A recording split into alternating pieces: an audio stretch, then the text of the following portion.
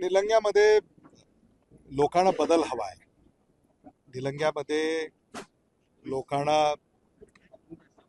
नवी व्यवस्था हवी आहे आणि काँग्रेस पक्ष ती व्यवस्था देऊ शकतं असा आम्हाला आत्मविश्वास आहे. 15 वर्ष भारतीय जनता पक्षाने इथला कारभार पाहिला आणि त्या कारभारावर अनेक प्रश्नचिन्ह उपस्थित होत आहेत. हे आम्ही लोकांपुढे घेऊन जाणार आहोत आणि मला विश्वास आहे की निलंग्यातला सामान्य मतदार हा यावेळेला काँग्रेस पक्षाला दणदणीत विजय मिळवून देईल.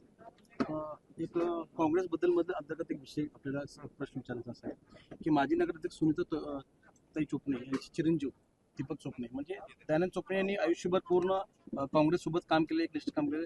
अंत्यविधीने आपण ते उपस्थित होता आणि काँग्रेसचा झेंडा घेऊन त्यांना अंत्यविधी झालेली आहे. अशा एका चांगल्या माणसाला उमेदवार डावलल्यानं नाराजी व्यक्त करण्यात येते. मी एकाबद्दल बोलतो फक्त.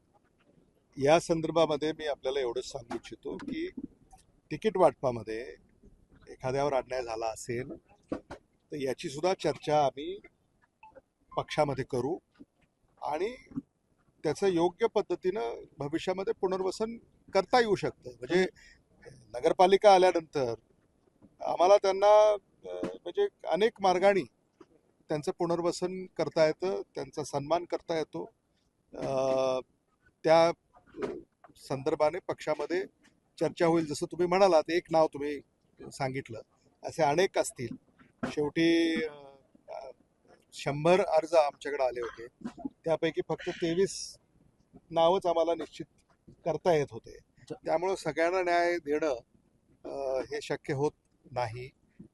असं असलं तरी ज्यांच्यावर अन्याय झाला असेल त्यांचा सन्मान हा निश्चित भविष्यामध्ये राखला जाईल.